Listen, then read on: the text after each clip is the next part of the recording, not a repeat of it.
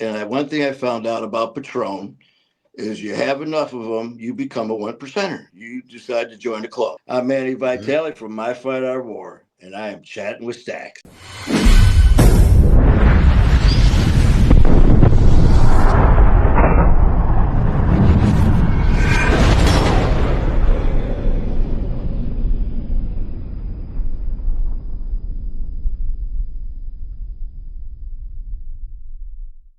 Welcome to this episode of Chatting with Staxx. I'm your host, Bill Staxx, and today got Manny Vitale. What's up, man? My man, my brother Bill Staxx. How are Is you, it man? is it Great to see you. Vitale or Vitale. Vital? Vitale. Vitale. I was right. Oh, yeah. How you doing, man? I'm good, man. I'm still recovering from our show. Hanging out with you this past weekend. Had a great time, man. Yeah, that was great. Thank you for having me on. I really appreciate it. Oh, well, I know we were going back and forth. I mean, this has been in the works for a while. We've been back and forth now, chatting. Had it all lined up, and I was out there about a month and a half ago, or whatever it was. Everything ready to go, and all of a sudden, man, I'm down for the count. I've got sometimes issues with my voice. Bam, I lose it. It's like fuck, You there know, I went was that. halfway there. I was halfway Oh there that day. man, and that's Bristol, which I now know because I was there for ESPN. But so because I never cancel, and I've been sick as shit, and I come on, but when it's I literally couldn't talk. Yeah. And it was just like my last show I did the previous day was with Ian Bick. So thank God he carried his ass or my ass. And then so we fast forward to the next time, get everything lined up. And all of a sudden, Matt walks in, our producer, and he goes, "Hey, man, we got an issue with this." He goes, "Bill's sick as shit."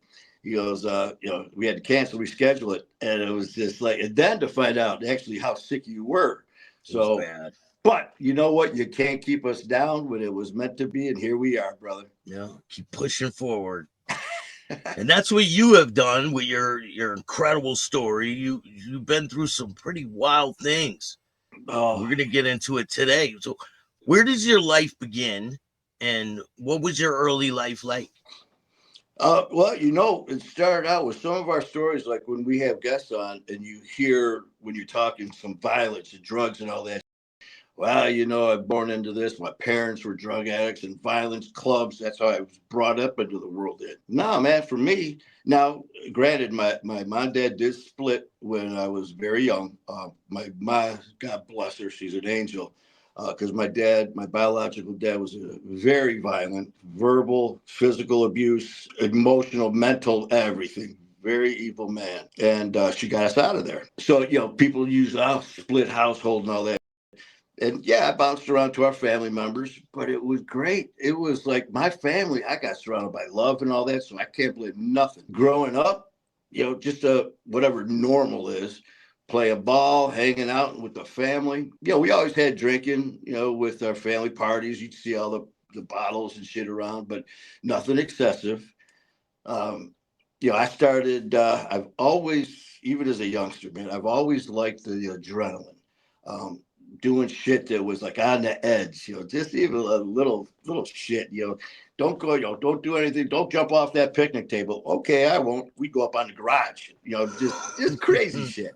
Yeah. And but as I got older, man, we would do the little drinking, sipping shit out of your uncle's beers at parties. But my drinking and stuff, I took baby steps on my road to addiction and violence and shit. Because actually going even through high school, the sipping and my biggest thing back then was just drinking. This was back in the late '70s, '80s. When I graduated in the early '80s, so we were drinking, smoking weed. Yeah, I didn't really do that much because it either did two things. I either fell asleep or just laughed my ass off, and I always like to be the life of the party. So yeah, man, it was just that slow process, and then as we got older, the party just started increasing, man. Just Did you know what you wanted to do when you became older? what's crazy is I, did, and this is so crazy because when we first started high school. we moved over to the high school in ninth grade, and one of the teachers had us write down, what do you guys want to accomplish and what do you want to be by the time you're seniors, and then what do you want to accomplish and what do you want to be by the time you're like 21, 25, just like up to, I think it was up to 25 or whatever it was. So I remember I wrote, by the time I'm a senior, I want to be captain of the hockey team. By the time I'm 21, whatever it was, I wanted to go into first responder. I had family and friends. I had family who were police, fire, EMS in the family. And I always got into that, man, just the sirens and all that rush. So that was always in the back of my mind. By the time I was a senior, I was captain of the hockey team. And I did become a Detroit police officer. I, also EMT, worked EMS. So those things were there. But I was a shitty student. I only went to school to chase girls and to play hockey. Fuck that education stuff, and paying for it now. But yeah, man. But I always, even in my crazy fucking drinking, riding with the one percenters, I always still had a big heart to help people, which sounds crazy with some of the shit we did. Yeah.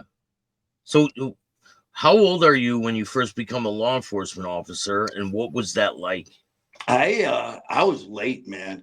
Some of the guys coming in the job for both, or all police, fire, EMS, first responders. Some of these guys are like 20 years old when they're coming on a job.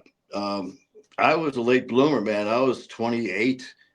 Yeah, when I came on with Detroit Police. Prior to that, I was working in major hospital in Detroit, St. John, a major triage center, where I got some training in EMT, working the ER and all that. So that was building up through the years. But yeah, 28 for Detroit Police. But prior to that, I had the Harley. I had all my boys were riding with different clubs here in Detroit. We have the club I rode with. We had the Detroit Highwaymen. In our area, we had the Outlaws, the Renegades, the Hell's Angels were starting to pop every now and then. There's some stuff going on there now, but so I knew all those guys. What was the your Liberty first Rock. introduction to the club life? What was your first? Do you remember? The first introduction, man, I was young. I had a bunch of my buddies rode with different clubs. And of course, you go to the party. Yeah, we're having a party, man. Just come and hang out. I'm not riding with no club. No, man. That's not what we're about. We're just come and hang out with us. Well, that's throwing the bait in the water. We're just gonna hang out, man. Barbecue and all that. You get there, and as the beers and shots and lines and all that start going down, yeah, come on, man. We just want to talk to you about something. So then they, throw why don't you hang around and all that. So that was all around. So the good thing was when you're a hang around and all that, not if you could go to all the houses and do all that shit. So I was young, like I said, early 20s with that. But this is important too, because it was before going into the police department that these guys knew me, which is important to the story because a lot of people are like, there ain't no way you rode with these guys, a former cop. And the only reason is because these guys knew me before going in. So they knew I had a hair up my ass and stuff. Good God bless his soul. I actually put him in a body bag. My boy Porky was my brother. He was my sponsor for the Highwaymen. He'd always ask me to come to parties. Nah, man, I'm good, Porky. And I'll never forget the night. A snowy night right before Christmas. My club name's Gunner. He's like, man, Gunner, come on, man. He goes, we're having a party, Christmas party. So come on to the house. All right. So me and a bunch of people go pay respects. He's always a good dude. Walk in there. I get my ticket, for the 50-50 raffle. I'm in there talking with all the guys. And they're like, yeah, Gunner, come on, man. All the brothers come on up to the bar. We're bellying up. We're doing shots of Patron. I'm like, oh, tequila. I'm gonna puke. I'm like, I go up Now there. this is when you were in the club. I was a guest with Porky. I wasn't in yet. And so I'm in there. So they belly up to the bar, and it's for all the members. So I'm sitting there, and they're like, "Gunner, come here." I'm like, "Man, that's members. That's like, man, you're one of us." So I go up there, and one thing I found out about Patron is you have enough of them, you become a one percenter. You decide to join the club, and that's what happened. After one Patron, and after I think the 10th Patron, I go home that night. The next morning, I come out of the living room. I look at my jacket. I'm like, what the heck? An armband. So I have to hit rewind. Okay, shots. Go. Hey, gonna come in the back room, man. Do a couple bumps. Oh, hey, we'd love to have you ride. So So next you thing, don't even remember? I'm like, so then a lot of our drunken stupor nights, how you got to do the recap when you look out the window to make sure your truck's there the night. You open your eyes. Okay, there's no bars. I'm not in jail. Okay, you got to try to figure out how you got home. Peek out the window, make sure your truck's not smashed. So I'm doing the rewind. Oh, son of a. So I grabbed the phone. Porky, welcome to the family. I'm like, son of a. Next thing you know, I'm a probie. But Now this is all after your law enforcement career. after, and that's why it's Yeah. so important, because they knew me prior to, and I'd come hang out. And I was only with the police for a short time, and a lot of it was because of my choices I made: drinking, drugs. Obviously, not a good combination when you're a cop. Luckily for me, I had enough common sense and a head on my shoulders at that point, because I had a good friend of mine who was a cop in another city, and one of their boys had a serious drinking drugging problem and was trying to hide it, and people were trying to carry him along. He made some very bad decisions while on duty because of being out of it, to the like hungover, whatever. It didn't cost him his life, but his partner got killed because of it, because of his actions or lack thereof. And I'll never forget that. As my life as an officer started dipping, drinking more, being hungover at work, not being able to do my job as an officer, man, it kept going. As I'm riding in the car, I'm thinking, you know, if we have something goes down right now, I'm thinking about this as we're driving. And You're I'm not a looking at my, hundred percent. You're and not I a don't hundred know if I'm percent. gonna be able to function. I don't even know if I'm gonna be able to pull my gun out, man. I mean, it was just like our hungover day. Well, now you're on duty. I remember having some talks with some friends. I'm like, listen, I'm stepping down, man. I'm walking away. I mean, I'm getting in fights and shit at bars while I'm on the job, or not work. I was off shift. I'm getting in Yeah. bar fights and shit. So everything's spinning out of control. But like I said, luckily I had enough common sense, because if something happened to me, so be it, man. That's on me. But if something happened, especially with my partner or a civilian or something, because of me being under the influence, I couldn't do it. So I walked away, man, from How my long career. were how long were you a police officer I was for? only down there a couple years, man. And the shooting and stabbing and all that, that wasn't even on the job. That was just another Tuesday of the wildlife, not even on the job with the police. So Uh, you're still you're working for the police department, but this incident happens. Yeah, that was right after. Well, the shooting and all that was after, but the fights and all that was during. So here Yeah. I am, hanging up my uniform, leaving work, going to the strip joints, with all the guys, going to the different bars, getting in bar fights, getting the police called, and then getting there. They're like flashing your badge and shit. You get the get out of jail free card. But it's happened. I mean, it happens. A lot of cops. We go to bars, we do the same thing, man, but you get that, the brotherhood. So it's like, listen, get out of here. So that happened to me, and once, months and months go by. Well, now it's twice. Now it's happening, dude. It's fucking Wednesday, and we got you out of 2 jams since Monday. So things are spinning out. So I have a real heart to heart as I'm at home with some boys, and we're doing shots of Crown Royal, drinking, doing some lines as I'm trying to figure out what I'm going to do with my life. as an officer. And I'm like, well, as I'm doing this shit, so I step down, I leave. So what's the best way to go get help? You go. That's where the club came into play. And To like fill that void, right? fill that void. I had see the thing is too, man, with the police, we're all brothers. You got that family when you're a police officer, you're part of the biggest gang in the world. Your biggest club in the world is a police officer. I could go into anywhere. They find out you're a cop, you got that brotherhood. It doesn't matter if you're in another country. So you talk about the biggest club you are part of.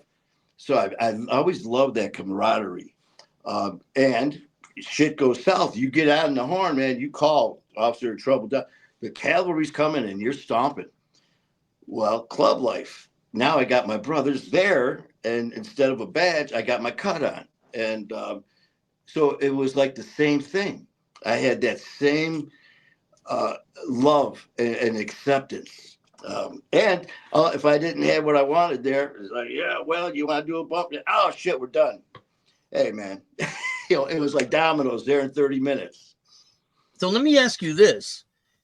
Have you ever had any interactions with the club while you're an officer, while you're on duty? No, but I have had some interaction as a club member with the police after I left. That was interesting. Because now, here I'm riding almost the outer edge of the perimeter where I patrol. So now I'm on my ride. I'm on my scooter with all the guys riding. And now I got, you see, as you're riding, all of a sudden you start seeing this and everyone's looking. You see the cops rolling up. And I look over and I've known a few of them. So now it's like, if it goes south here, what do you do? And I know you're going to get the hardcore on both sides of the fence saying, well, you're with us. If it goes south, you're with us. Then it ain't that easy, man. When you were in gun fights and shootouts with the guy in that car with wearing a badge, but you've also been in with the guy wearing the cut. And if it came down to, so thank God it never got to that. But we've had many brawls where in the bars and police are there. And I got freaking tied up by a state boy. Here we're Detroit, we're city. I get pulled over in my truck for a state cop. And I still had, not my badge, but I had ID still somehow forgot to turn in from Detroit. So I made sure that he saw that, which really meant this dude got me for drunk driving. And this was literally not like within a week or so after leaving the department. So, very short time. In fact, they take me to the local lockup here, Macomb County. And I was just there a week ago bringing transport prisoners, same exact place as an officer. So I now it's walk you in, being transported. well, I'm walking in and I'm belligerent as you fucking mother, and we're scrapping on the way in. All of a sudden, there's the turnkeys right there. And what's going down, man? They start coming. And all of a sudden I hear, Vitale? Two of the corrections officers right there were friends of mine that I've known just from bringing people in that were my last prisoners that I brought from Detroit in. These guys processed them. And now here I am in cuffs being thrown down in front of them as I'm just going nuts. It was insane. So I get processed. And there's people yelling and shit in the lockup right there. They got the middle section there, the pod. And I remember it was right before the Rose Bowl. And so they put me in this cell. The doors open. I had a phone right there. They were just, you talk about, it was like Club Med. I was so drunk. I'm grabbing the phone. I call my buddy. He goes, what the f- is going on? You get you are receiving a collect call from an inmate. And I'm like, these motherfuckers. And I'm screaming. And I go, listen, I'm putting money down on Michigan over Ohio. It was the Rose Bowl coming up. So I'm yelling, placing bets in the cell, which the door's open. All of a sudden, I hear people on the other side yelling, 5-0, mother, 5-0, mother. And they're yelling that were in there from the week when I brought them there. It was crazy. Man. So now they're screaming. It was nuts. But, that was just the beginning of the down. It just went down from there. Have you ever had any police officers say, listen, you need to stay away from these guys? They're no good. Yeah. And that was hard, man. That really sat down in a heart to heart. But at that point, Bill, I was like, you, but not you, that badge, these rules.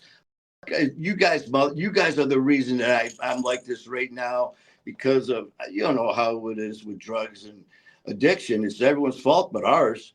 So these guys are trying to have a heart to heart. They're like, Manny, this ain't you, man. I was always tight as hell with these guys.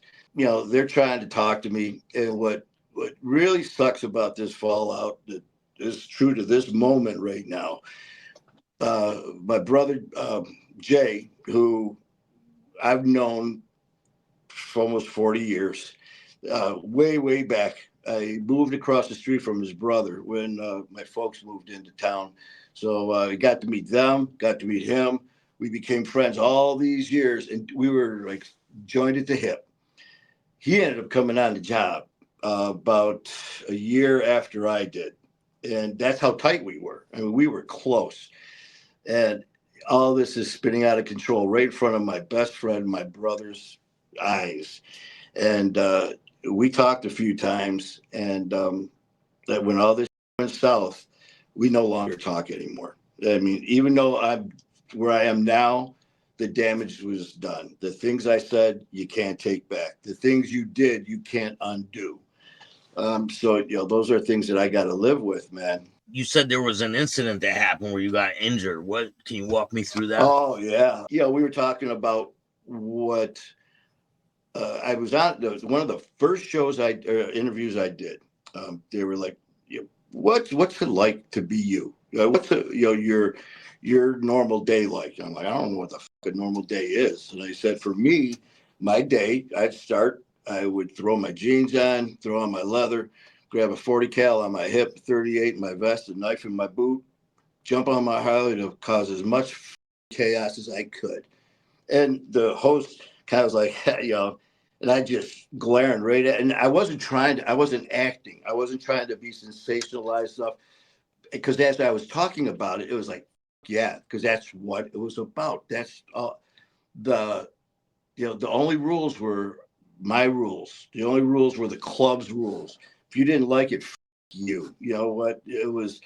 That's what the life was like, and I got in, like I said, many situations with these damn brawls and fighting, and which we were talking about. If you try to live on a reputation by just your mouth, you're going to be using your mouth for a couple things, and one of them, yeah, you, man, and the other one's going to be, because your teeth and blood's going to be coming out of it. So you got your choice. I remember some of these guys that were just talking, and oh, that dude's a badass, man. I heard this. Anyone see it? Anyone ever see this? This guy talks a good game. Well, I'm not the biggest guy around, but I tell you what, I'll scrap, and I may not win them all, but I guarantee you're going to know you're in the fight. Yeah. And people knew that. So even the guys that you can't stand, you get that respect because it's like, I hate that motherfucker, but he ain't gonna back down. So I did get respect that way, which I'm grateful for. And I had an incident one time with this dude. He was running his mouth all the time. And it was usually always over the phone or sending text message how he was going to do this, do that. Well, one day I decided to call him on it. And And is he in the club? No, civilian. And this was a personal beef, not club related, nothing at all. So I found out where he was. I'm like, yeah, we'll end this. I said, we'll end this. And as my report said, I went there to be very peaceful and to discuss this matter. Well, it's in my report that I gave the officer. So since it's in the report, it has to be true. See, the one thing I learned with the police is I had one of my sergeants say, man, the second most dangerous weapon that you carry? This back when I started, we just had our guns. He goes, this. He goes, the way you write your report. So I end up having this encounter with this individual. We're going at it, basically, chirping away back at each other. We're eating each other's face, and it's just like, I'm here now, man. Let's do this. No, but So where is he this happening? Where is this in the taking place? back parking lot of a bar. It was early morning. It was like 8 o'clock in the morning, 7 o'clock in the morning. I found out he was going to be there opening up. It was a supposed manager at this place. So we're sitting there. He comes out and we're chirping back and forth. One thing led to another. So I turn around. Big mistake. Never turn your back. We all know that. Well, I obviously I have no idea what day this is. So obviously wasn't thinking clear. And I turned back around, and when I did, all I see is a gun shoved right here, right there. And because we were basically this close when it happened. So I'm like, so grabbed the gun, and we're tussling. And all of a sudden, I just hear this boom, and this pressure.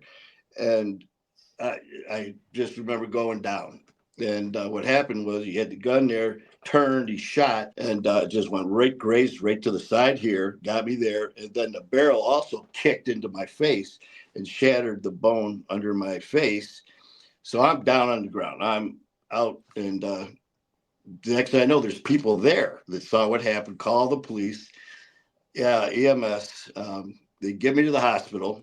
And some of my boys heard what happened, so they're there.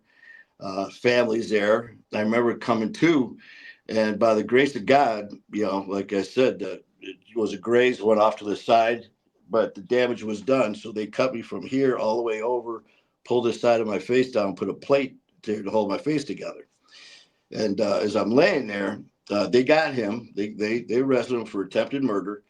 And I remember laying there and thinking, all right. Instead of, what, I got to end this lifestyle. It damn near killed me. All I kept thinking about is, well, let's see, I shouldn't be in here too long. I didn't know that I'd have face surgery and stuff because I told my buddy, I go, where is he, man? Can we get him tonight? That's all I cared about. Yeah. And yeah, it was insane, man. And then He could have shot you again while you're on the ground. I'm telling you, man. And then less than a year later, out being being stupid, getting another tussle, and we're going out with these guys, and all of a sudden I hear "Gunner, look out!" And I look up to my left, and I see this guy. I thought I was throwing a punch, and he's coming down, and I moved, but I felt something like right here, like just like he just barely missed me, and all of a sudden I feel like this stinging, and it was hot as man. We're sweating to death. So one of my guys comes off and he tags this guy, puts him down. And all of a sudden I hear, man, dude, you all right? You all right? And I'm like, I top my guy. I'm like, I'm good. I'm good. He goes, don't move, don't move. I'm like, what? And all of a sudden I'm like, man, I thought it was sweat and all that stuff just burning. I'm going like this, and I'm just covered in blood. I'm like, I go, what's, I'm thinking it's him. And all of a sudden, I started getting a little lightheaded. He had a razor knife, so he wasn't punching me. He was slicing. So he got me from here right down the side of my face here with a razor knife and just opened me wide open. And Did it hit the just, metal? Did it hit the metal like tink? oh, no, the plate's all right here in this part. He got me just to the side of it. So it just went from the top of my eye, right next to my eye, all the way down with a razor knife. Wow. Blood everywhere. And of course, you can't go to the hospital. So I'm like, take me home. So they get me, and they gotta leave, man. So I call my cousin, and him and my uncle come over. So I'm trying to stay awake. I pass out on the porch. I'm done. They come and get me, pick me up, and I come to. They bring me in the house. Cut here. It was bleeding so much. When I was laying on the front porch, it looked like a silhouette when they do the chalk line for a body. There was Yeah. blood from right here. It soaked my shirt down to my pants, down to my knee. I bled out that much. My cousin, my uncle are there, and I'm laughing. And you're not in the club at this point, right? No.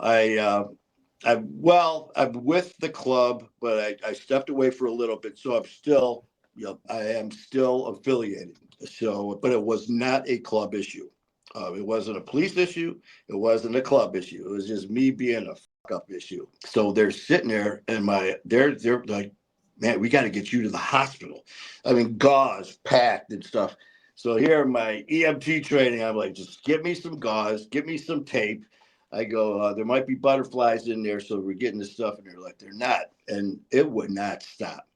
I go, okay. They were dead set on getting me to the hospital. And I wasn't going. I told my cousin, go to CVS, grab, if they don't have the liquid glue, grab super glue. And so I pushed my face together while him and my uncle and my cousin glued, and then taped and then sat there. It took us over 3 hours to get it to stop. And because it just bled right through all the glue so much, it finally stopped. Yeah, that was insane. It was, and then I remember my uncle, God bless him, man. All of a sudden, a few hours later, they left once it stopped the bleeding. And I remember waking up on the recliner where they left me.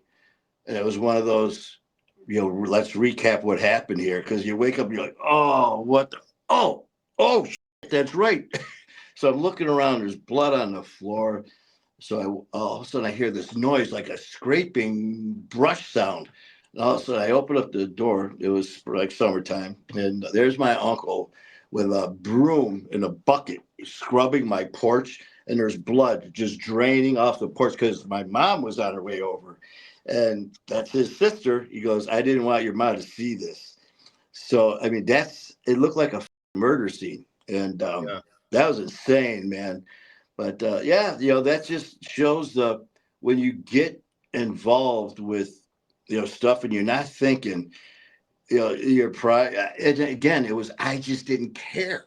There was no remorse, not even for myself. Knowing that this happened, it was like I don't give a. It was like, okay, now we got to find out where this guy is. Instead of how about we step away from being an.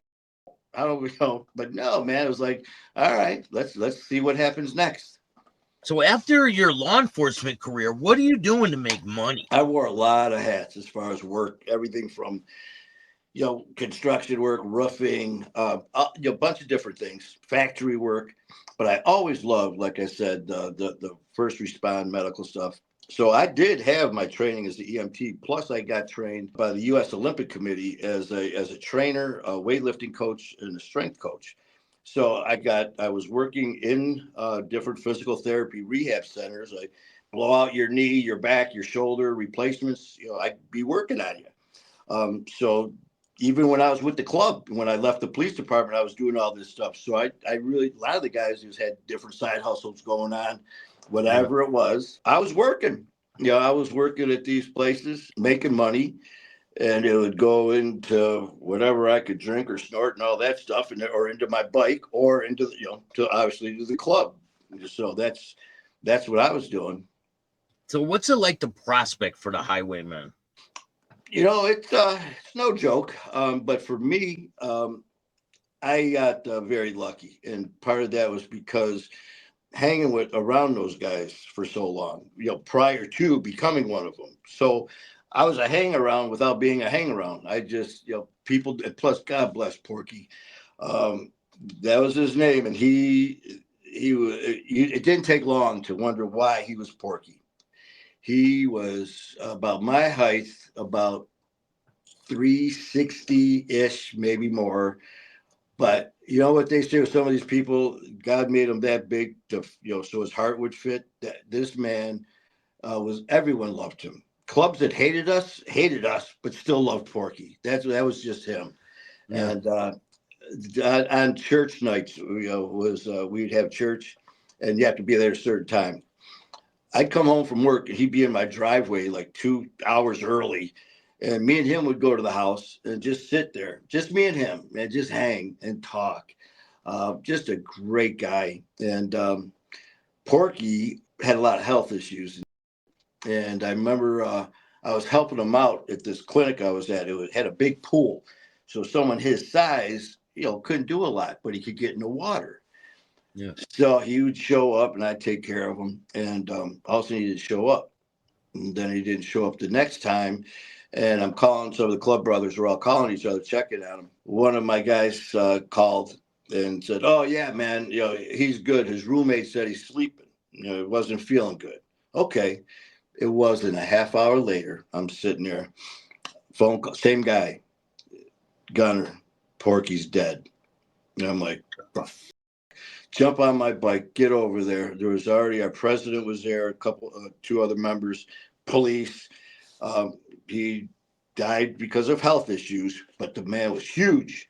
And I remember they brought the medical, the funeral home guys to take the body away. Yeah. These guys must have been 80 and frail as could be, looking to come and take. They see Porky and they're like, and we're like, we got this. So here I am taking the body bag and we're putting my brother in the bag, and he just wanted everyone to be happy, and just that was just him. And we're all crying our eyes out. And I remember as we're pushing this gurney towards the vehicle to take him. It was late at night, and we're going through the door. So you got the frame there, so when you're hitting it, bounces. Well, he was so big we couldn't zip it all the way up, because he was just so damn big. So we had it halfway zipped on the side. So I'm sitting there pushing, and we hit this thing. And next thing you know, I'm like, "Oh!" And everyone looks at me. And when he hit the bump, the zipper undone, and his arm flipped out, and he hit me right in the junk, man. Hit me right in the balls. So I doubled over, and they're like, "What's going on?" I go, "He hit me in the balls." And they're looking. Here we are. We're laughing hysterically. Go, that's Porky. He Well, wouldn't have that's wanted nuts us. shot for He you. wouldn't have wanted us crying, man. So that was him saying, "Fuck you, nut job, man." So here, by this time, all our girls and family members are back at the clubhouse. We all come pulling in. We open up the door, and all you hear is us laughing our asses off. So the door, and everyone's looking at us like, "The f- wrong with you guys?" They're like, "It was so funny." And Porky just hit Gunner in the nuts, and they're like, "What?" So that was just Porky's farewell, man. But yeah, man, it was. I'll never forget Porky when I woke with the armband, and when he said, "Welcome to the family," he goes, "Gunner, I'm just gonna tell you, welcome to some of the best times of your life, and some of the absolute fucking worst that you'll ever encounter." I'll never forget him saying that, and man, was he right. Man, was he right. So what's it like when you finally you're prospecting, right? They Oh put you yeah. through all these tasks and all this. And what's it like when you finally get your patch? Well, but like I said, yeah, I was lucky because I've seen what some people go through when they prospect, and that wasn't me at all. Plus, it depends who you are. You walk into as a newbie, and you think you're a badass, and you think you're this, or I know so and so, so you're gonna try to use that. Well, you're gonna be treated accordingly. I was always just straight up with everyone. I didn't bullshit. This is what you get. And so I was really cool with that. So for me, all right, Gunner, get behind the bar. You're bartending tonight. All right, Gunner, tell you what, man, go out on the gate, do security. I mean, so mine wasn't the typical, stuff. So I got very lucky there. But I also, I wasn't a clown. I wasn't, hey, go over there, just you use your head. Even though you're in a club and you do what you're told, you still, you get respect by the higher ups and by lifetime or members and honorees and all that by sometimes what you do and don't do. And the think there's places in the club for everybody. You got your soldiers, you got your thinkers, you got your treasurer, you got all these different positions. And they knew that I had I was a thinker. So I went from wearing an armband to getting my cut to being sergeant at arms and just going right up, which was great. But not everyone, you get some longtime members, some honoraries, and some lifetime members see this, especially being a former cop. This happened to me, man. I get a phone call. We were supposed to go to our house. Our mother house is was separate, and so I'm on my way, and all of a sudden I get a phone call, and it was from our master sergeant. Hey man, go down to the avenue. Okay. And I go, so we're all heading down there? No, just you. As soon as he said that, just you. Okay. So I go, okay. So now 2 minutes later, man, my phone rings. It's Porky. He goes, listen, man. He goes, shit's going down. He goes, someone went to the National and told him that you were still on the job, that you're still a cop, and that you were seen with the police in uniform. And I mean, serious shit. And he goes, listen, they're waiting for you at the Ave. You're going to be sit down with the National, all the presidents, all the master sergeants are waiting for you. He goes, listen, man. He goes, I don't blame you if you don't go. And if you just throw your shit over the fence in the bag, you're cutting everything, you're done with us. And I'm like, fuck you. It could be really bad, right? Oh, so I turn around and I go home and I grabbed another gun and a couple more mags, another knife. I'm like, fuck this. So I went, and sure enough, man, I walk in. They're sitting at the table and they're talking, and I'm just sitting there, and they're like, "Come on." So I go over there and I sit down, and he goes, "You know what? There ain't no beating around the bush. You a cop, the National." And I looked at him. No, and that's it. And he's just looking at me. He's like, so what you asked me? You asked me. I just told you. He goes, well, what else? I go, well, ask me, man. I go, obviously something's going down here, for you to say that. But I go, so whatever it is, tell me so I know what's going on here. I'm being accused of something serious. And he goes, sir, member said that you were seen with other officers in uniform. And I didn't even blink. I wasn't, I just sat there just like this. I said, well, they're a liar. He goes, well, what if I told you they were honorary? I go, they're a liar. So we're talking, because you don't know if they're just trying to, put you in a trick bag here, cross you up, or trying to make you tell on yourself. And I go, let's just cut the bullshit, man. I go, I know what's going on. And I go, and I know what's at stake here. And I said, if I'm fucking lying to you, I go, you prove it. If I'm lying to you, I'm sitting here right now. I could have just ran. I didn't. I go, let's raise the stakes. If I'm lying, I go, you take 10 of the baddest fuckers in this place to my house, my clubhouse, lock the doors, and whatever happens, happens. I said, but, when this is proven that I'm not lying, I want the same thing at the house with me, bunch of strippers in an 8-ball, and I get to call the shots of what happens to whoever it was. And so he gets up and he walks away with his master sergeant. My president's sitting there, and he's like, dude, he goes, you want to skate right now, get out of here. And I'm like, no, I didn't do nothing, man. I ain't running from nobody. So he's like, all right, man. So he gets up there. The rest of them, they go in the back, and they're gone. I don't know how long. And next thing you know, they all come marching out, and they're shaking their heads, and they're like, we'll see you at the clubhouse. And I was like, well, they didn't tell me why, which scenario. So I'm like, all right.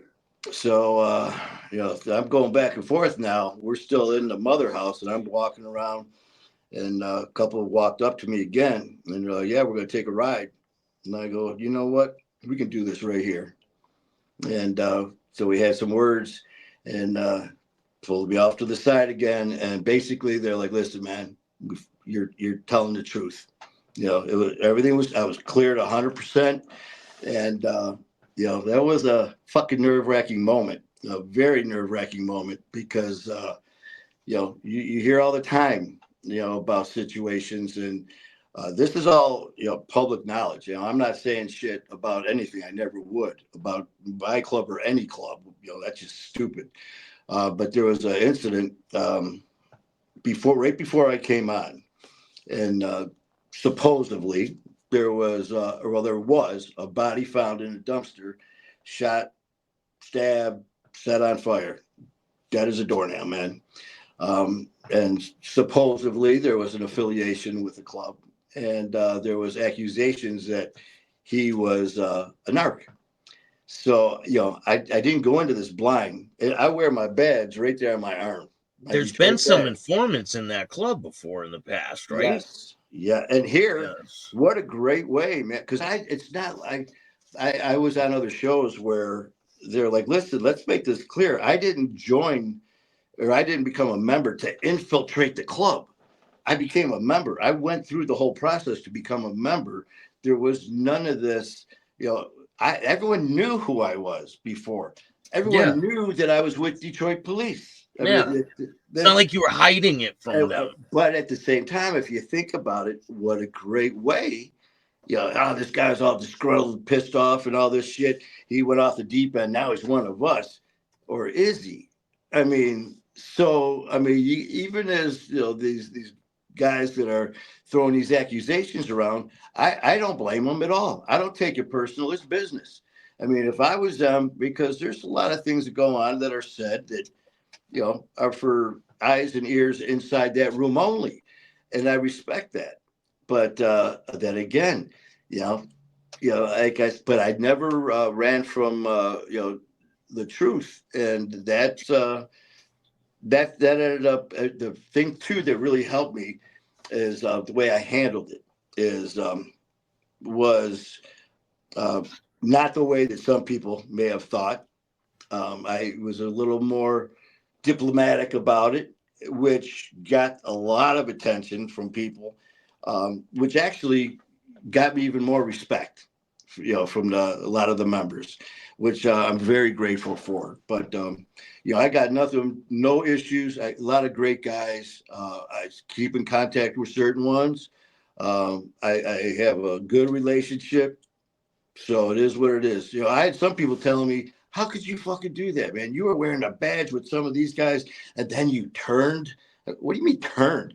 Do you know some of these guys that I worked with wearing a badge were some of the scummiest motherfuckers around? The stuff they were doing, besides embezzling, besides stealing from evidence, drugs, all the stuff, made some of the guys wearing a cut look like Boy Scouts.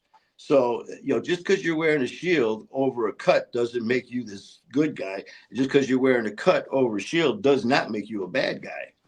Do you think they were cautious because you were former law enforcement? Oh, yeah. And like I said from the beginning, when I was saying how they all knew me prior to becoming a Detroit police officer, they knew me. So that was huge. And a lot, well, just like any job, man, you could go and do it. The police department, you walk in there. I had a lot of guys I worked with, and some guys you just don't like everyone you work with. I don't care if you're working in a factory, you're working at McDonald's, man. You might not work like your coworker. Well, just because you're working with the police department in this brotherhood in blue, the boys and all that shit, there were guys in there who couldn't stand each other. I mean, hated each other and shit.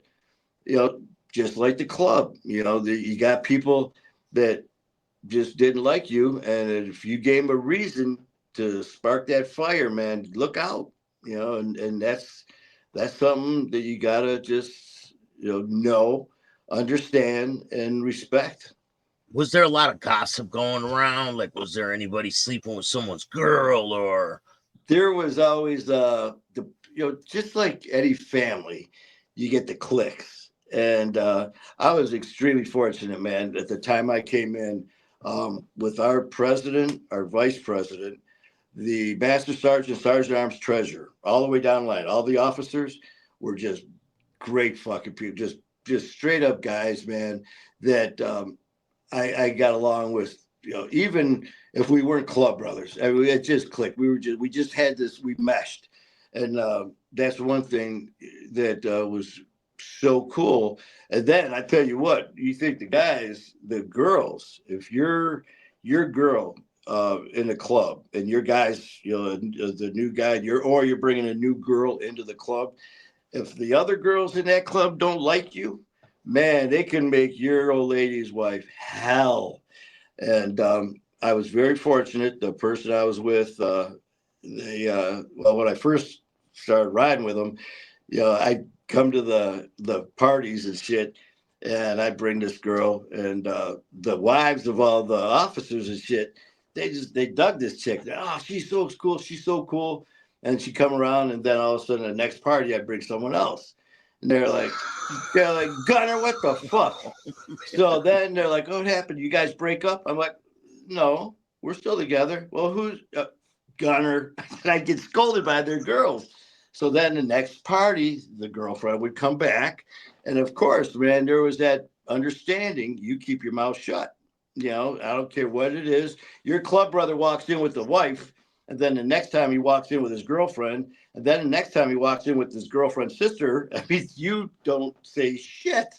So here, all this is going on, and to all those times, I still remember Porky. These are going to be some of the best times of your life, and some of the worst that you've ever had. And man, was he right! What is a highwayman funeral like? Oh man, we actually they're intense. Porky, I was there. We've had unfortunately a lot of guys go. Very few were natural causes. Um, some What's some of bike. the ways? What's some of the ways that they passed away? Well, some of them, God bless homie, man. He went over the handlebars, a couple houses from his home, man, and ripped his femoral artery in half, and it bled out. It was a bike. It was an accident, man. My boy Porky, it was just natural causes, and then some escalate to fights, shootings, stabbings. I mean, but then again, that happens everywhere. I mean, you don't have to wear a cut to get shot. I didn't have mine on when I got shot. It was a Yeah. different situation. But the funerals, man, it's just it's intense. It's intense. Excuse me, and the ultimate respect when even other clubs, depending, when my boy Porky, when that happened to him, they had representatives from most of the clubs all show up and pay their respects because everybody loved him, and and that's one thing with people when they see people with different whatever club it is, whatever cut it is, go into places, they're like, oh shit, they're going to start shooting and beating people. That's not what it's about, man. It's just the opposite. One of the things Yeah, that they we, do send a representative, like you said. That guy yeah, Porky was a well-known guy. They well, send representatives from each club. Does it matter if they're in a war or anything like that? like I said, depending on the club, because with him, and I'm not going to mention any clubs, but there was one in particular that did not show up, a rep or anyone, and that was cool with both sides. Um, but the one thing, like we would tell, when I would have new guys come in and they get that cut, and you'd see their eyes, they were just like all of a sudden they turned, into 6'6" and 290, instantly. And they were like the baddest fuck. They're like, see this? I go, hey man, just remember, you walking around, what you say, what you do, you're representing all of us now. You're gonna walk into a bar with a bunch of civilians, start slapping people around. Don't be thinking that's just on you, because they're not looking at you. They're looking at what's on the back of that vest. And I remember some of the bars that we were hitting, like my area where I lived. Some of them were flat out no colors and shit. We were welcome because they knew me, well before the club and then during the club. They knew that when we were in there, man, civilians, there was ultimate respect, friendly. Hey man, come on down to the clubhouse on Fridays. We do steaks, salads, baked potatoes. We serve you guys. It's an open night to the public to make some money for the club. So Yeah. you don't want people that you want them. You don't want the beefs and all that are certain place, certain time, certain people. It's not just the everyday couple sitting at the bar, and all of a sudden, club member walks up and just starts slapping the girl around, start bitching. I ain't saying it doesn't happen, but you don't want negative attention. You don't want the police coming to the bar. If you got 4 or 5, 10 of your guys there, last thing you want is a police presence. Because of certain reasons, obviously, but Yeah, man, I tell you, Porky was so right when he said that. Some of the best times and some of the worst times. When there's like a beef going on with another club, is there a certain way you got to act? Do you not ride your bike during this time? Do you lay low? Like, I'm only speaking for myself and myself alone. There were times where, you were put on notice. Hey, listen, this is going on with this club. Keep your eyes out there. Keep your head on a swivel, man. If you're going somewhere, you are not going alone. Make sure you got someone with you. Depending how intense the beef was, sometimes it was like, uh, we're going to take a ride, and we all knew what that meant. So you get in that car, you this car, and that meant things, might have to be handled a little more aggressively. And have you ever no, had any run-ins with any other clubs? yeah, there were some issues with clubs, but what's crazy is there's always been, as long as there's been clubs, there's been beefs, and it'll never stop. Um, but then again, all of a sudden, fast forward uh, 6 months, a year, or whatever it is, all of a sudden there's a change of command, or there's something happened where now there's almost like a truce.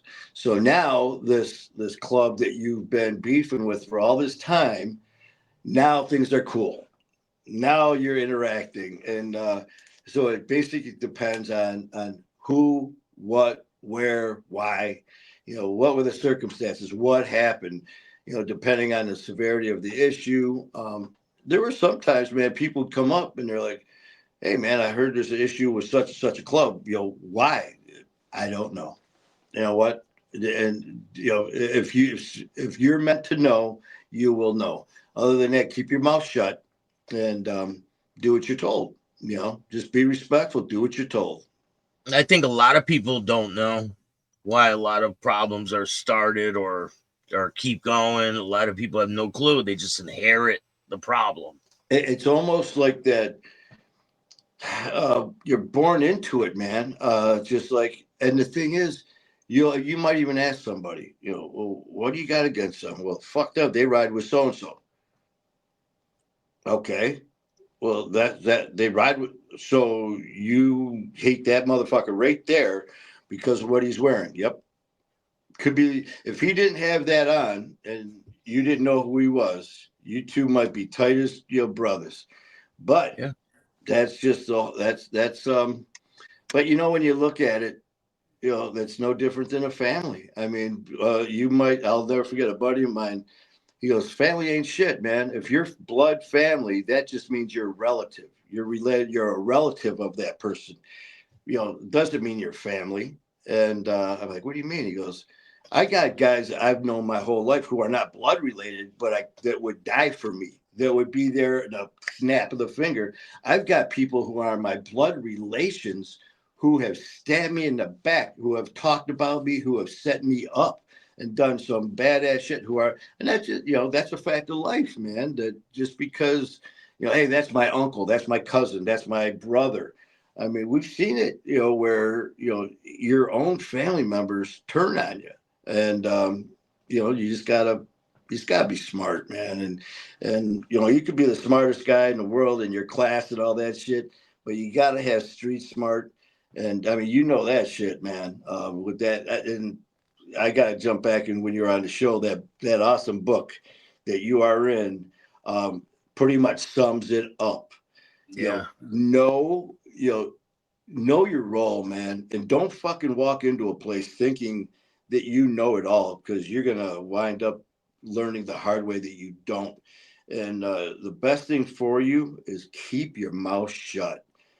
Don't get caught up in a trick bag with someone saying, "Hey, hey, Bill, that motherfucker over there ain't he's a piece of shit, isn't he?"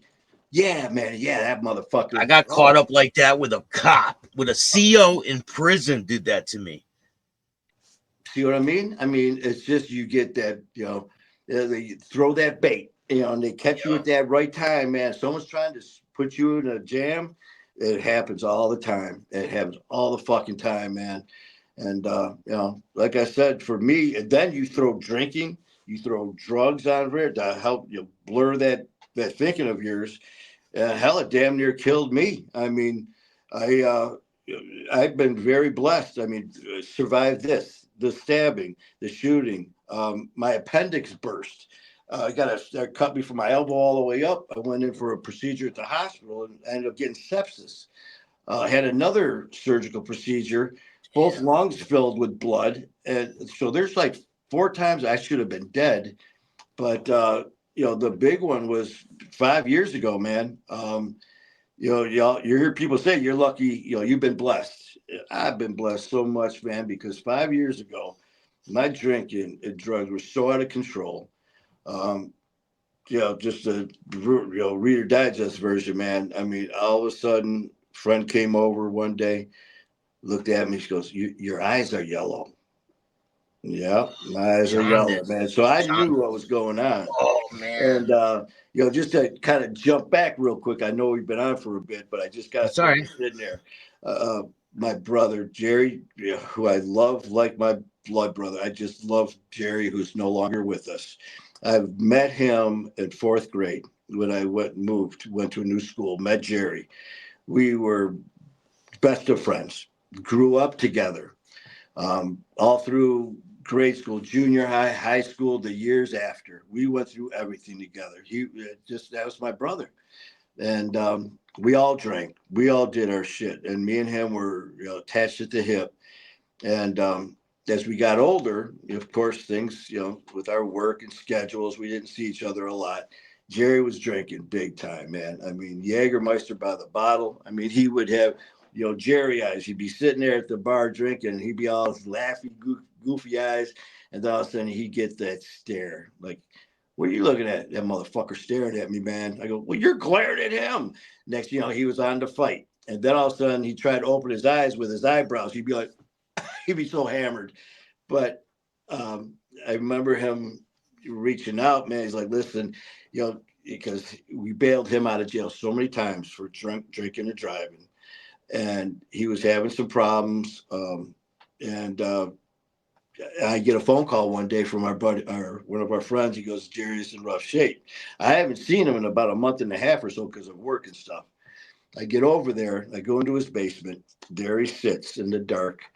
And I walk up, man, and his stomach was all kind of big. He was always a big guy. And I turn the light on. Jerry, your eyes are yellow, dude. We got to get you to the hospital. He's like, fuck that. I'll be all right. Well, this went on for a couple days. I get another call from a friend who was over there. So you got to get over here. I get back over there, and his ankles were huge. His stomach was huge. Now he's yellow. And my buddy's like, tell him what else is going on. He goes, I'm pissing blood. I'm shitting blood. We got to get you to the hospital. Now he's not even talking, making sense. So Yeah. he finally agrees. We take him to the hospital. By this time, he is a mess. Uh, he had me taking care of decisions because there were issues with the family. So the doctors would talk to me. They pulled me out in the hall after examining him. And the young girl, she's like shaking her head. I go, so what's up? She goes, there's nothing we could do. She goes, everything's shut down. And, he's got less than a week or two. He's going to be dead from drinking. All of his organs are going to shut down. I end up going in there. And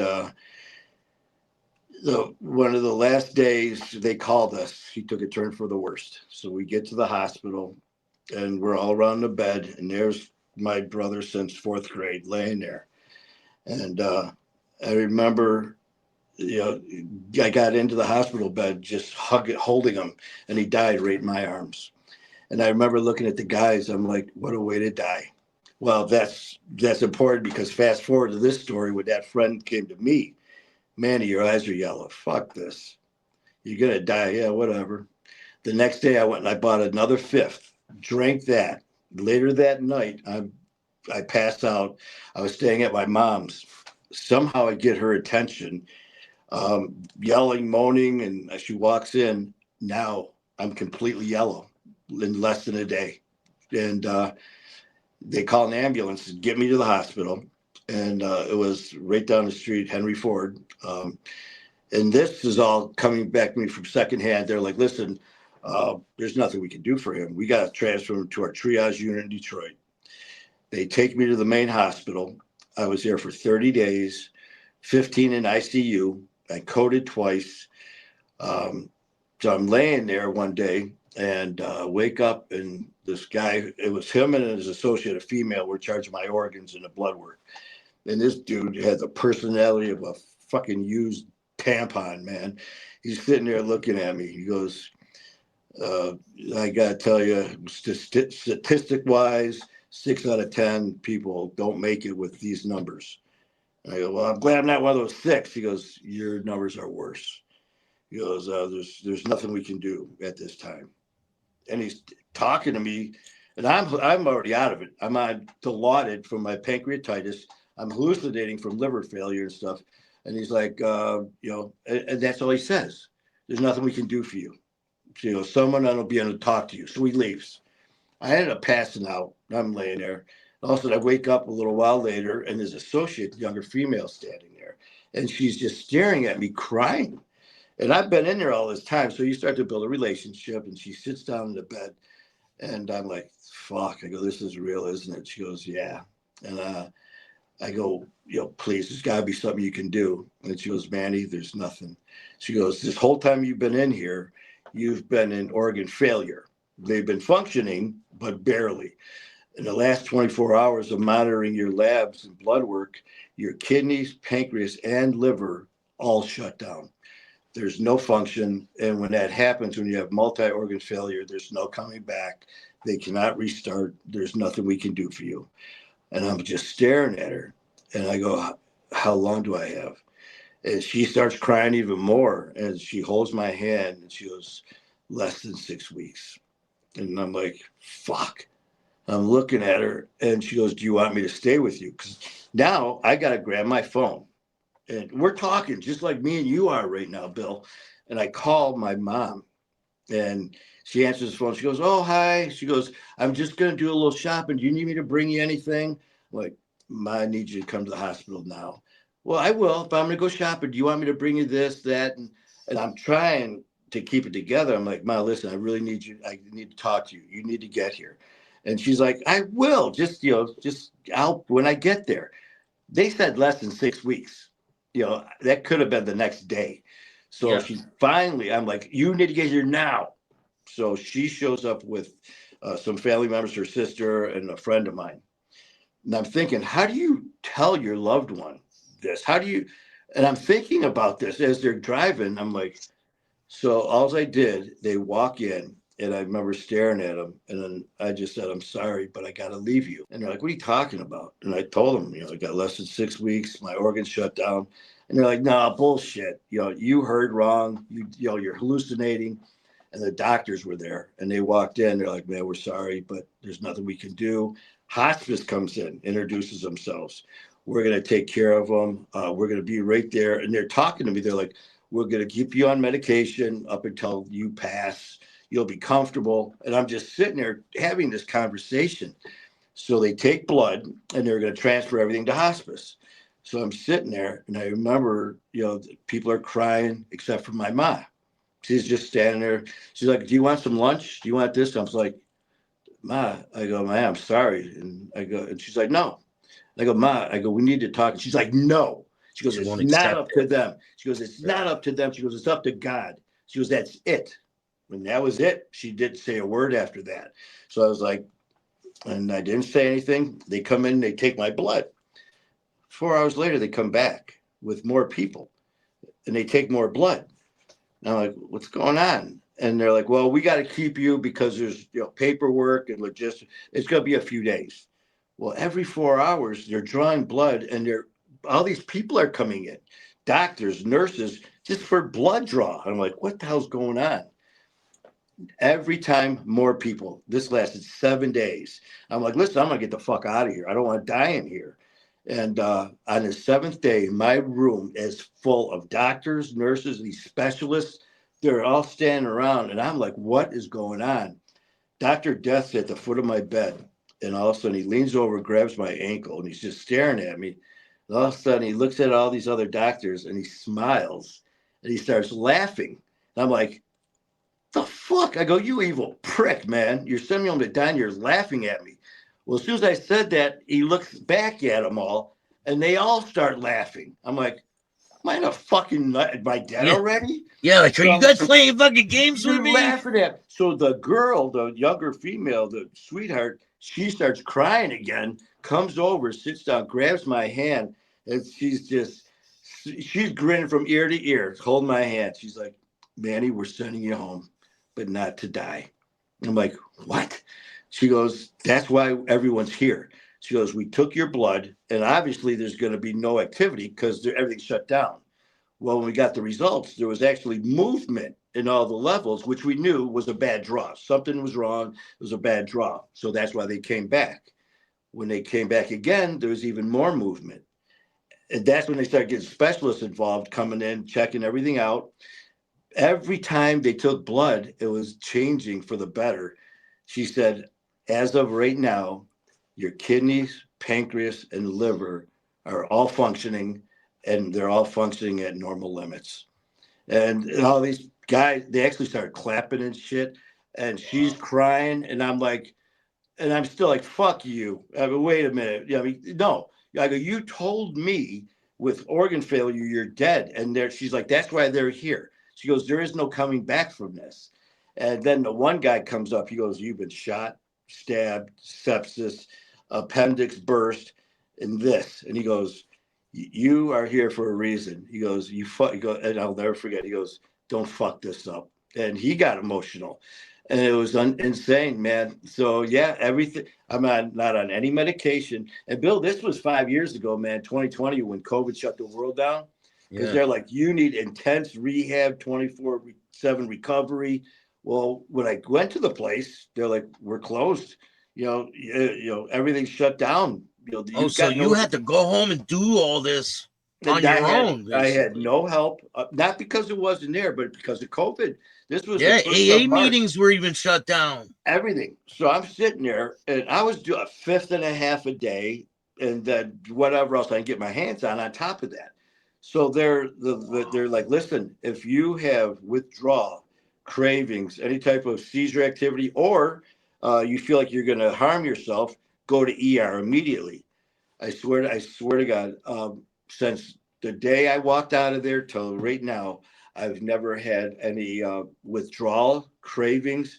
It's like I've never drank or did drugs. January 27th Wow. marks my 5 years of sobriety. I never had any counseling. I never had any 12 steps. I never had a sponsor because it wasn't available. Yeah. But and that's why I got this wolf in my fight or war. I said, man, listen, if this isn't an open your eyes, come to God moment, nothing is. And so I one day, in fact, here's the this is the actual my fight or war. 2 years ago, I was sitting at the table and I go, I got to do something, and I wrote my fight or war, and I'm like, what the hell? Because Yeah, I knew what made you even want to get into the podcasting game? Like what well, what yeah. happened was I knew, like I said, that first responder instinct. I always did like helping, and after this finally opened my eyes, I'm like, listen, I gotta share. Listen, I'm alive for a reason, and this has got to be my reason to give back. So, but I didn't do it immediately. I did a lot of this, which I always did my whole life. It took me 3 years. I didn't start my fight or war till 2023. And yeah, I'm going to do this, I'm going to do that. And I didn't do shit. One day, I'm sitting in the living room, and all of a sudden, this feeling came over me. I'm like, tonight's the night. So it was January the 8th, 2023. I got up, walked into the kitchen, sat down. No, as you know, I know nothing of nothing when it comes to IT stuff. So I got to go to Facebook, start this thing. So I'm pushing buttons, how to start a club, how to start a page, how to start this. And I go, well, shit, I need a name. I can't just say, hey, all you drug addicts, follow me. So I swear I took my pen, and this is no bullshit, man. And this is the actual paper. I sat there and I'm like, what am I going to call it? And I've always loved wolves. I've got a huge one tattooed on my back. And all of a sudden I just went, And I wrote it this way on an arc: My fight, our war. This is the actual paper. And I wrote it and I'm like, what the fuck? My fight, our war. And all of a sudden I look up my fight. It might be liquor. It might be heroin. It might be meth, fentanyl, whatever it is, might be your fight. But our war is addiction. And I just Yeah, remember looking up going, man, you're good. My fight, our war. So I that wrote it is down. good. I That is go, a this great is, name. and then I still had the pen in my hand. I was like, and I just leaned over and I wrote this: join our pack, you'll never be alone. And all of a sudden I looked up and I got a huge wolf that was hanging on my wall. That's supposed to be a wolf. But, and it Close turned, enough. it went from that to this. And here we are, January 9th. We just celebrated our second year anniversary of My Fight, Our War. And January 27th, I just celebrated 5 years of sobriety. Congratulations, man. That's Oh, thank you, incredible. brother.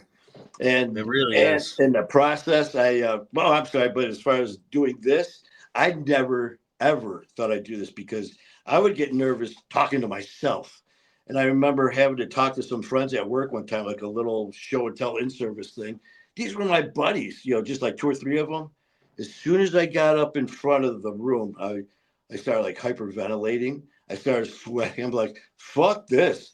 Now I go live all the time. Yeah. I did my first show as a guy heard my story. Brad McLeod, Sober's Cool, and Dan and Donna, Hard Knocks. They're like, dude, we heard about your story. I went on, did their show. I'm like, this shit's cool. I go, I want to do what you guys are doing. They helped lead me to what you see now, which led me to meet Awesome. Bill Staxx, chatting with Yeah. Staxx. Another thing I want to talk to you about is what was it like when you left the club? You know what? It was not an issue at all because one thing I always gave a just nothing but respect, even to some of the fuckers that gave me shit, like that dude that tried to have all this shit happen. I tried to, kind of look at things instead of just reacting the way I used to do. Now I stopped. It was like, okay, let's think about it before you just go off. And I remember talking to the president and the main guys. I'm like, listen, man, I need to step away. I got nothing but love and respect for everybody here. Uh, I will still be here.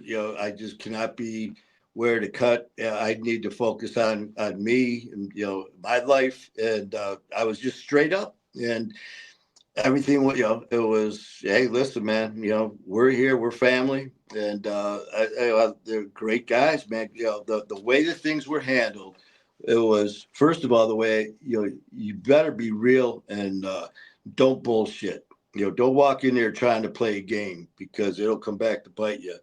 But the guys were amazing. Were right there to help out. With just talking, man, just sitting there talking. So it was a very good relationship before, during, and after. So that's how that went. So you hand in your cut? That was tough, man. And there's been more than one phone call, back over the years. It's been a while, and it's like, you want to come on down? It's like, I'm good, I'm good. So there's, like I said, there's that mutual love and respect, man, and it'll always be there. It'll always Yeah. be there.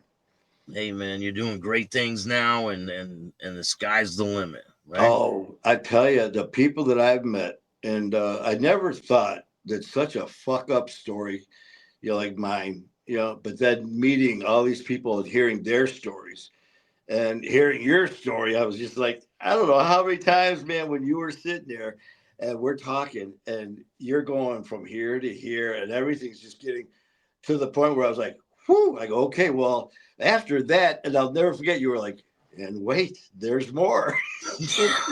I remember it sounded like that infomercial. Hey, if you order now, you can get this, this, and this. Yeah, but there's more. Yeah, I mean, but wait. your shit was unreal, and it was just shows the intensity of the lives that we live, and for the ones of us who are still blessed to be here, there's a couple things you could do. You could sit back and enjoy your life, which no one would blame you for, and focus on you and your family. You could do, just leave it at that. Or you could do what you and I are doing, get in front of a camera, telling our stories, letting people know, yeah, man, the lot of shit went down. We did a lot of bad things, hurt a lot of people. But if you truly want to, you can turn shit around, man. And not only turn your life around, but help others. And by you and your story and what you're doing now, I tell you, man, you are helping so many people. Thank you, man. Whatever happened to the guy that shot you? He went to prison. I can't remember how many years he was in there. Last I heard, he got out, and for a while there, I was, keeping tabs and stuff, and then I finally had to let it go for my own peace of mind.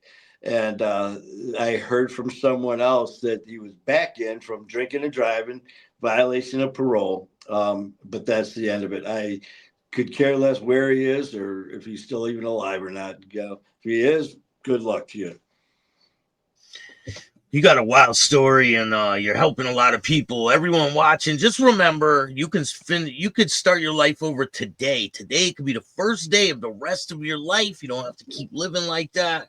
And I thank you for joining me. I really appreciate it. Oh man, it's my pleasure. And like I said, after being together, we had the pleasure of me and Bill hanging out this past weekend, and it was great meeting you and just chit chatting. And this isn't the end. You're going to be seeing a lot more of myself and the one and only Bill Staxx, chatting with Staxx. So Definitely. I appreciate you giving me this opportunity, brother. Yeah, we're just getting started. Just let me know whatever you need. And like I said, I can't stress enough. I will definitely make it worth your while too. Yeah, definitely. So where can people find your podcast? And is there anyone else you want to give a shout out to before we go? Yes, well, as you met OG, man, my admin, she's amazing. She keeps this madness together. I mean, so God bless you, OG. Thank you. Please, you could reach out, go to YouTube to My Fight Our War. Please subscribe there, follow us there, like us there, all that good stuff. And also over to TikTok, if you could follow us there, that would help tremendously, as well as Instagram, Spotify, all under My Fight Our War. Thank you, man. I appreciate it, and I can't wait to see what goes on in the future. We're gonna have some fun, brother. Definitely. If you like this show, hit the like button, subscribe, hit the notification bell so you can get my videos every time they drop. And if you don't like this show, too bad. Start your own podcast. Peace.